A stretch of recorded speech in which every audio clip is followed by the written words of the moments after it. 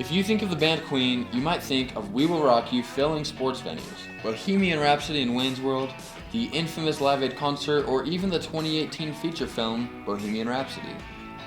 But really, their influence goes a lot deeper than that. Today I'll be diving into why Queen are the champions of the world.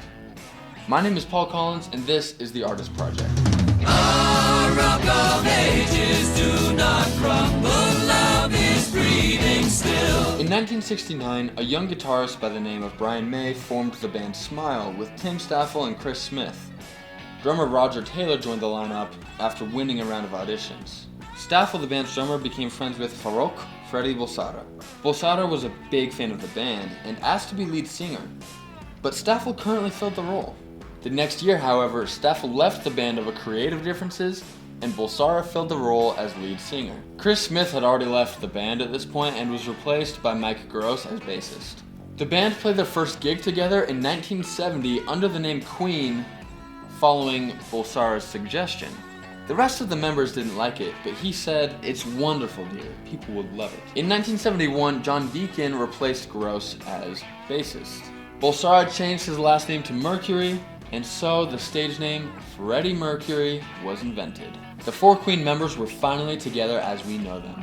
Brian May on guitar, John Deacon on bass, Roger Taylor on drums, and of course, Freddie Mercury on lead vocals. Queen had a bit of a rocky start. They released their first album, self-titled Queen, on July 13th, 1973, followed by Queen 2 in 1974. They were fairly well received, with their first hit being Keep Yourself Alive off that first album. They got jeered off the stage of a pop festival in Australia, got mixed reviews from critics, and Brian May was diagnosed with hepatitis, which cancelled their first US tour as an opening act. Queen released their third album, Sheer Heart Attack, on November 8th, 1974, and this is where things really took off. The song Killer Queen reached number 12 on the British Hot Charts, and the album reached number 2. Queen was gaining momentum. They hit their first world tour in 1975 to promote the album, and they found a world of fans waiting for them. They released their next album, A Night at the Opera, on November 21st, 1975, and never looked back. This album was revolutionary for its diverse musical styles, groundbreaking production, and set the new standard for creativity and innovation in music. Its hit single, Bohemian Rhapsody, is known as one of the biggest songs of all time. Over the next 10 years, they released A Day at the Races, News of the World, Jazz, The Game, the soundtrack to Flash Gordon, the movie, Hot Space, and The Works. Their concerts were wild, their fans loved them, and they were changing music. They were showmen, partiers, and rock stars. By 1985, they were arguably one of the biggest bands of all time. 1985 was an exciting time in music and featured one of the biggest events in music history. The Live Aid concerts, held on July 13th, 1985, in both London's Wembley Stadium and Philadelphia's John F. Kennedy Stadium, were organized by Bob Geldof and Midge Ure to raise funds for famine relief in Ethiopia.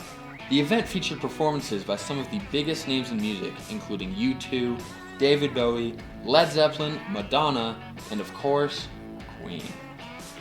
With an estimated global audience of 1.9 billion people, Live Aid became one of the largest satellite-linked television broadcasts of all time, raising millions of dollars for humanitarian aid and showcasing music's ability to affect change on a global scale. Queen's performance at Live Aid was phenomenal. Each musician played amazingly, and Freddie Mercury had power over the audience like never seen before.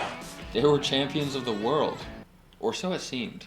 Now, before I move on with the story, let's talk more about their music, and I can share my experience listening to their albums.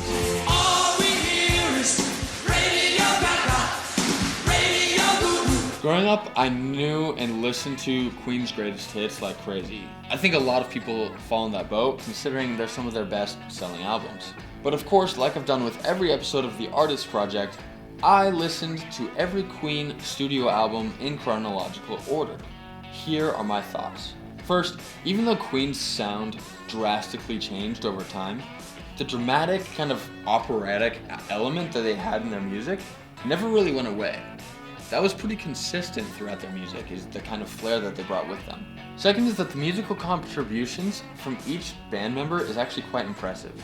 I think a lot of people think of Freddie Mercury and Brian May as being really the superstars, but each person was adding both to the songwriting but also lyrically. Roger Taylor had some of his own songs, and so did John Deacon. If you've made it to this point, please comment below your favorite Queen lyric and why, and whichever one gets the most upvotes, I'll make sure to pin at the top of the comments section. Finally, I think I've discovered that Queen is meant to be listened to by album. Now, of course, like I said, everyone loves listening to the greatest hits, but really they have quite a few concept albums, and the sounds are consistent throughout the album.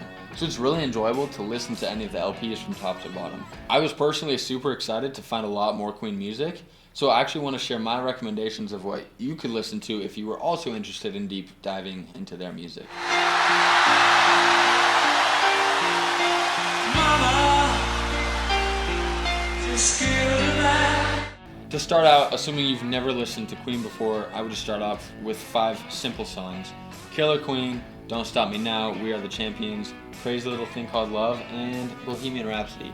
Those are just basic. I mean, you've probably heard of We Will Rock You. If you haven't, you have been living under a rock, most likely. So welcome to the real world. Let's listen to some Queen. Beyond that, like I said, you can always listen to the greatest hits. That's a pretty popular route. That's pretty common. But I think there's a little bit more you could get out of by listening to a given album. Of course, the most popular is A Night at the Opera, featuring Bohemian Rhapsody, You're My Best Friend, and plenty of other hits. Beyond that, I would recommend The Game, and my personal favorite, Sheer Heart Attack. As a side note for all you diehard Queen fans out there, let's just remember I'm not an expert, I am no verified source, this is just my opinion. So let's just remember that everything I share isn't really based on anything except for what I kind of think. After the Light of Aid concert in 1985, Queen released 3 more albums. In 1986, they set a record for playing a tour to more than 1 million people. Around this time, however, rumors started circulating that Freddie Mercury had tested positive for HIV/AIDS. He showed symptoms for the disease as early as 1982. Freddie repeatedly denied the accusations for years, but it was clear he wasn't healthy. On November 23rd, 1991, he released a public statement that said, "I wish to confirm that I have been tested HIV positive and have AIDS. And I hope that everyone will join me, my doctors, and all those worldwide in the fight against this terrible disease." Freddie Mercury died the day after the statement was released. Since then, various members of the band have continued touring under the name Queen, including a long stint with Adam Lambert as lead singer. Clearly there is a lot of history to Queen, and a lot that I just don't have time to address. Freddie Mercury's sexuality and whether he were gay or bisexual and how open he was about it during his life. Their partying lifestyle and the effects that it had on the band as they toured. And of course, there's so much more to be said about their impact on music and culture. I'm sure that some of you watching or other people you may know had an experience watching either the Live Aid concert, any concerts in person, or had just experiences listening to the music and it impacted your life. If you have any of these experiences you find extremely meaningful, please comment them below. And everyone else will have a chance to hear those experiences and those stories can be passed around. Really, at the end of the day, they had a power over music that was unique to them. Freddie Mercury could captivate an audience like none other. And that's why I truly think that Queen are the champions of the world.